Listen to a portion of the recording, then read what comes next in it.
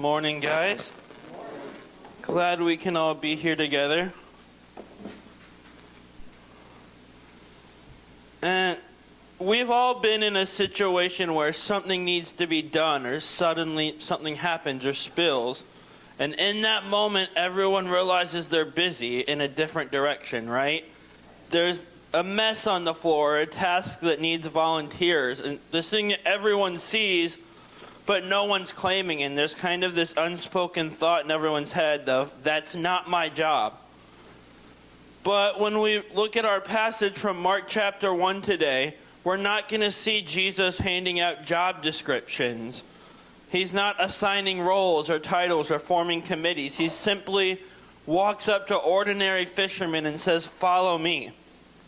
In other words, what we're talking about today isn't about filling a position or doing a job. It's about joining a mission. Discipleship was never meant to be a spectator sport. It's not like hockey or baseball where people buy tickets and fill stadiums and arenas to sit and watch professionals play a game. I can't go on Ticketmaster to go buy a seat and watch someone do discipleship and watch a professional do that. It's not just for pastors or not for only church leaders. There's no category in the kingdom for that. That's not my job thought that we referenced earlier. If we follow Jesus, if you're a believer, you're part of this mission. There's no way out of it. Last week we started this new series called The Mission, and we talked about how Jesus has given us this assignment and this mission during our time here on earth, and how in one word that mission is discipleship. And we broke that down into 3 steps: go, grow, and guide. And today we're going to be taking a more in-depth look at what that step 1 is, what that go step is. And the full step 1 is go out and fish. Go out and fish. Our passage is Mark 1, 16 through 20. We'll get there in a second. If you like to turn there or read it yourself, I'll give you some time, or it'll be on the screen. But what we see in this passage is Jesus meeting the first of his disciples for the first time and recruiting them and inviting them to join him on this mission he's on. And today we're going to take a look at what that means to follow Jesus on that mission and to go out and fish.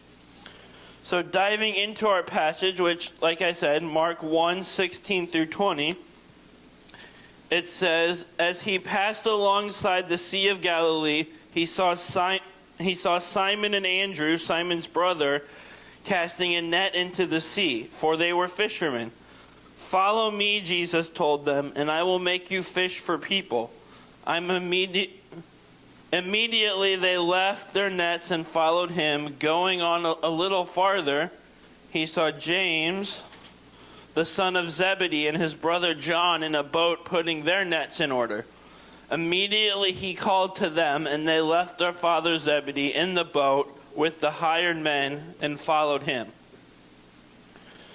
So there's a lot of cool stuff there. This is the first time we see Jesus recruiting the first 4 of his disciples that would later become a group of 12. And there's a lot that we're going to break down in here that goes into that step 1 of the mission of go out and fish.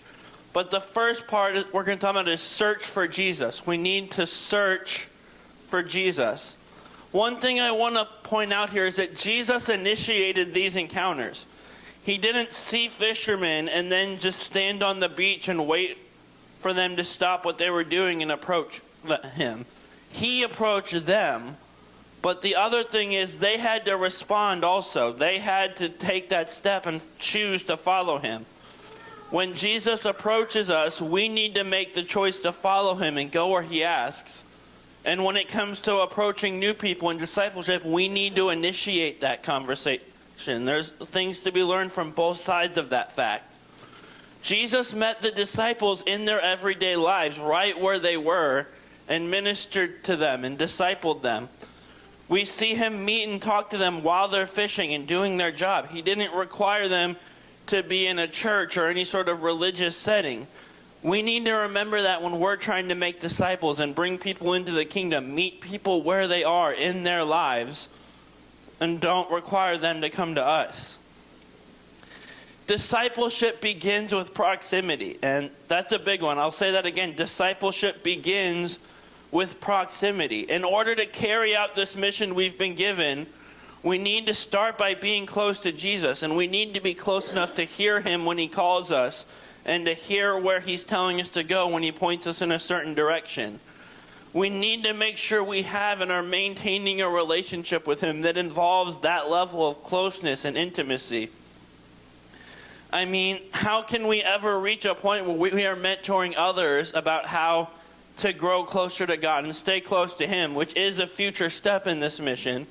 But how can we mentor others in that if we aren't doing it ourselves first? Before we can understand Jesus, we need to make the decision to follow him wherever he leads, do whatever he says.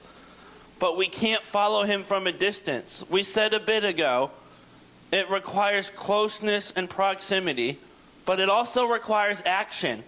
We said we need to search for Jesus. That word search implies action, and it implies this pursuit that we're looking for something actively, not just waiting to stumble upon it. We need to be intentionally seeking him out. Think back to when you were in school. I don't know about you guys, but my high school and even my colleges, there's a bit of a difference between sitting in the front row and the back row of a classroom, right? In the front row, it's easier to hear the teacher and see the board and stay focused, and you're more likely to ask questions or take notes and actually engage with what you're being taught. Not because you're smarter, but because you're closer. And also, probably you're afraid if you're not, the teacher will catch you. But that's another thing. On the other hand, you have the back row where it's easier to get distracted and easier to miss instructions and easier to tune out. And the teacher didn't change. What changed is how close you were. Admittedly, most of my classes I tried to sit in the last or second to last row. Like I said before, I wasn't a great student, even in the classes where I actually cared and learned about the topic, because some classes in high school I just didn't care about, to be honest. But if I had it to do over again, some of those classes I would have sat closer. I would have sat up front. That's a lot like our relationship with Jesus. Jesus is always speaking. He's always leading and always calling. But our ability to hear him depends on how close we are, how actively we're searching for him. Discipleship doesn't start with knowing everything. It starts with choosing where we are and where we sit. In our passage, Jesus doesn't call the fishermen from a distance. He walks right by them and right up to them, and they respond because they're close enough to hear his invitation. We need to be intentionally creating spaces in our day-to-day to be with Jesus, to speak with him, to read his words, and just listen and hear from him and what he has to say and genuinely spend time with him. We need to prioritize these things like scripture, like prayer, and as daily habits and practices, not just something we do when we have free time. Place yourself in environments where Jesus is being taught and honored and where Jesus is being made a priority. Make sure you're making him a regular and a big part of your life, and be seeking that out. Again, don't just hope you stumble upon these places and environments. Seek them out. Search for them. Remove distractions that keep you spiritually distant. The enemy will throw all sorts of things at you when he sees you getting close to Jesus, because he doesn't want you to be close to Jesus. He'll throw distractions at you that will get you off course and cause distance. That's going to happen, but we can't stay distracted. We need to find out what's causing that distance and search it out and address it and ask Jesus to get rid of it and regain that proximity that we lost. This isn't a decision we make once. We need to keep making it and keep pursuing that closeness every day. The second thing that goes into our step one of the mission of go out and fish is that we need to leave our nets. Leave our nets. And when I say leave your nets, I don't mean literal nets. I don't know about you guys. I personally do not own a large commercial-sized fishing net. That's just not something in my repertoire. But in this case, nets represent something else. They symbolize our security and income and comfort and identity or control. And the list goes on and on. But the point is that our nets, in this case, are the things that make us feel comfortable and make us feel settled. And these are the things that we'll be asked to give up sometimes to follow Jesus and to go and make disciples. For the disciples, their fishing nets were useful. They helped them get their income. They were fishermen by job, by trade.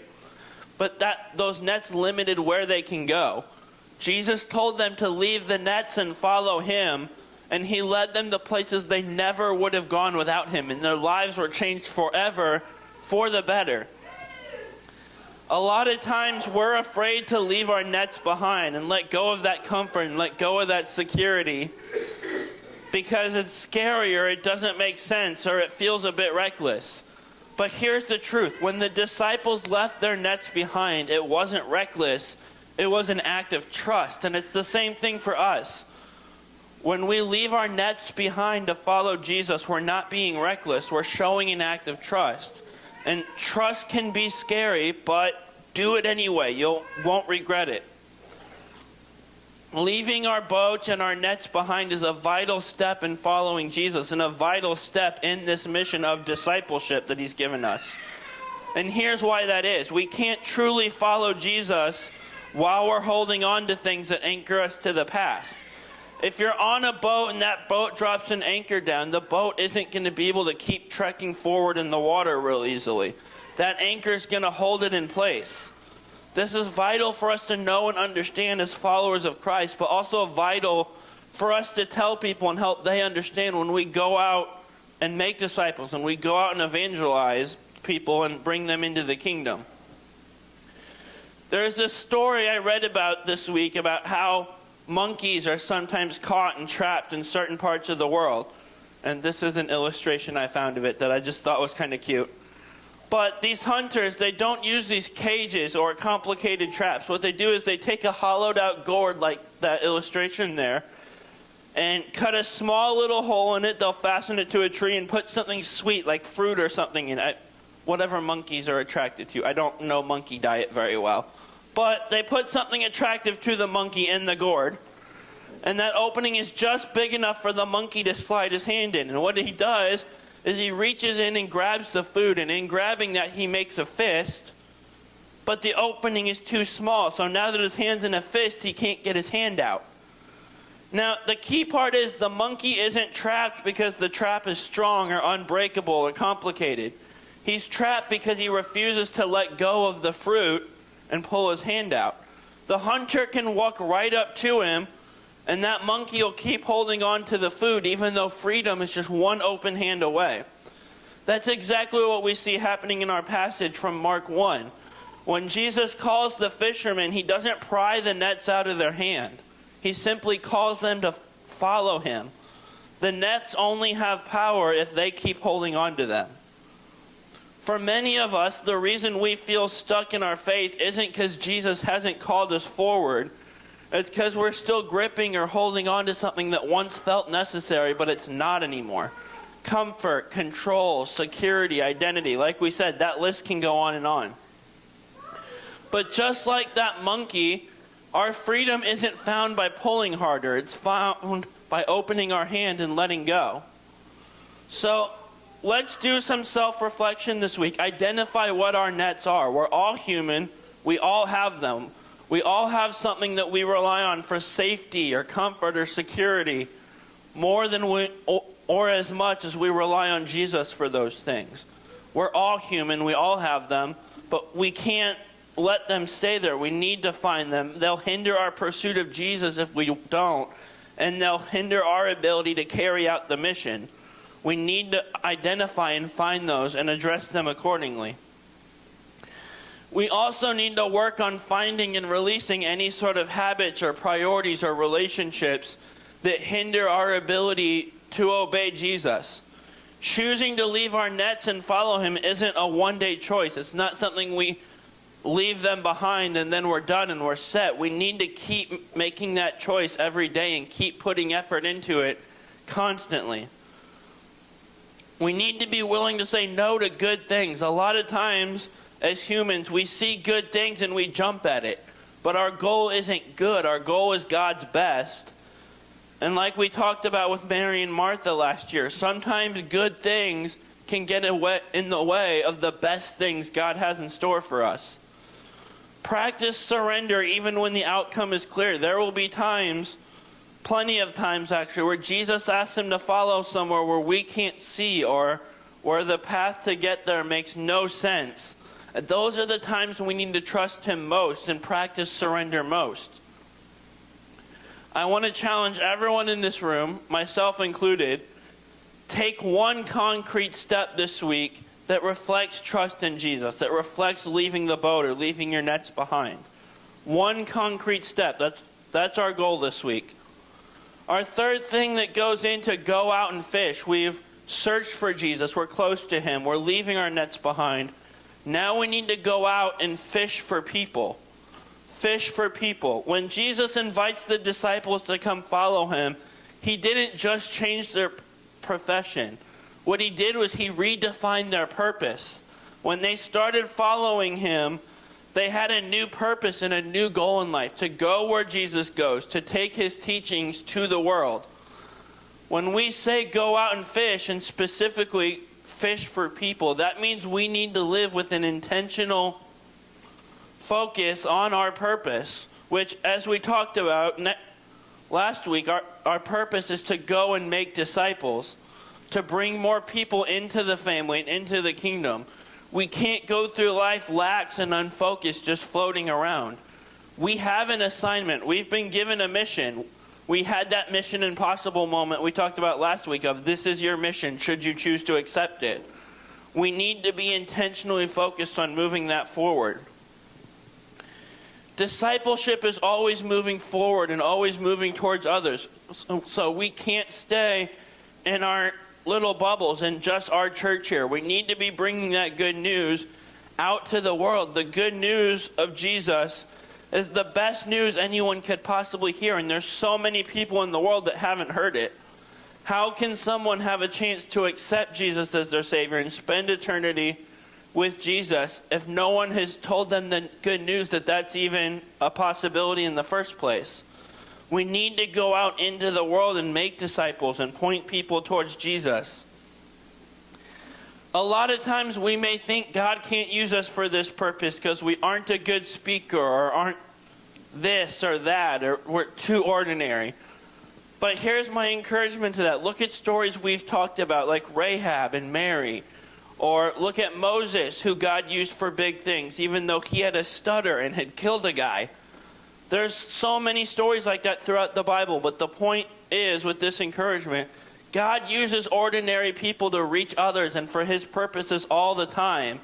And usually does it in what seems like ordinary places. The mission of Jesus needs to be the mission of his followers and needs to be the focus of his followers as well. Back in 2005, my grandma got married, which was exciting for a few reasons. I got a new family member, a grandpa that in the years following I would spend a lot of time with. But one thing I remember doing together a lot, maybe more than anything, is fishing and going out on his boat. And one thing I noticed is we never just woke up and grabbed the poles and supplies and said, we hope we catch something today. If we do, that's great. He had a plan for us. He chose the location, which was usually some lake somewhere in the state of Kentucky. Well, always in Kentucky, but different lakes around the state. And even more specifically, he knew what kind of fish we were fishing for, or what bait he wanted to use, or even more specifically than the lake, what spots on the lakes he wanted to hit. He had a plan, and he planned accordingly. It wasn't just lackadaisical. Now, being the city kid I am, these fishing trips with him are the entirety of my fishing experience. I don't get a ton of fishing experience in North St. Louis County, to be honest. But one thing I have noticed, and if you've gone fishing you probably noticed, is just being near the water isn't enough. You can't sit on the shore and sit on a boat all day and expect to ever catch anything if you're not actually fishing, if you don't cast bait or a line into the water. In our passage, Mark 1, 16 through 20, Jesus says, I will make you fishers of people. In other words, following him means that we need to live with purpose. It means that we need to pay attention to the people God has placed around us, our family, our coworkers, our friends, our neighbors, our teammates, whatever it may be. So many of us live close to the water spiritually, have people around us that are waiting to be discipled. We go to church, we hear sermons, we know the language, but Jesus didn't call us to sit on the shore. He called us to cast a line and go out and fish. Fishing for people doesn't mean forcing conversations or memorizing scripts. It means living with focus and being focused on our mission. And it means showing up intentionally and listening carefully and loving consistently and being ready when that moment for that conversation comes. I was talking with someone recently that has a coworker that they're in their situation with, that they're not quite ready yet, but they're taking small steps a bit at a time. And that's perfect. That's right where we should be doing. Taking those opportunities when we get them, but not forcing them when the person isn't ready. Going through that process with the person. So begin seeing other people, especially ones we don't know, as opportunities, not interruptions. When we're in a rhythm and we're going about our day and our routine, it can be easy to think of someone that we come in contact with or think of that interaction as an interruption to what we're doing or an interruption to our day. But we need to shift that mindset and train ourselves to see those people and see those interactions as opportunities to tell someone about Christ and maybe start that conversation. Pray for the people around you. God has placed the people in your life there for a reason, both to mentor you and for you to mentor. Pray for them specifically, even by name. It's important, like we talked about last week, to invest in relationships God has put in you. And part of investing in a relationship is praying for it and praying for the person. We also need to be looking for natural ways to reflect Jesus in our everyday lives, in our conversations, in our interactions, in our jobs. We need to be intentionally and purposefully looking for ways to constantly be reflecting Him in everything we do. We touched on this a bit last week, but it's also so important that we think of discipleship as a long-term investment and an investment in the person and in the relationship we're forming with them. It can be easy and simple to fall in this trap where we think of this conversation as a deal we're trying to close. And once they accept Jesus and once they become a Christian, we've succeeded, we've closed the deal. But we can't think short-term like that. We need to be of the mindset that we are in this journey with them for the long haul, through thick and thin, whatever happens. But if we're choosing to accept this mission, the first step that we need to do is to go out and fish. Church doesn't end here where the service ends. That's actually where it begins, is when we scatter out into the world. Jesus never called people to stay in their boats or to go about their lives as normal and stay on the shoreline and admire the water. He called them to step away from what was familiar and live on mission with Him. And that call wasn't just for fishermen on the Sea of Galilee. It's for us right here and now. Some of us need to respond by searching for Jesus again. Maybe the enemy has thrown something at us that's caused some distance there. And focus on choosing to sit in the front row spiritually or to make time with Him a priority instead of an afterthought. Some of us need to leave our nets and finally loosen our grip on things that have kept us comfortable but held us back and stuck in place. And all of us are called to go out and fish for people, to live with purpose and intentionality, to see people not as interruptions but as opportunities to speak God into their lives. So here's the invitation this week. Don't just go to work, but go fishing. Don't just go to school, go fish. Don't just go home, go fish. You see my point. Go out and fish this week wherever you are. Pray for one person by name. Look for the opportunity to love intentionally. Be ready to point someone towards what we found in Jesus and help them find that same thing. Because the mission didn't stop with the first disciples, and it doesn't stop with us. Like we said last week, we need to be moving the mission forward. That was our big thing last week. Move the mission forward. We've been called and we have been sent. Now it's time for us to go out and fish. Let's pray. God, thank you so much for your Son and for everything he did for us and everything you and him teach us. And I pray that we can take this passage of him recruiting his first disciples as motivation and a lesson to go out into the world and fish for people and make sure we're following you closely and staying focused on our mission. Amen.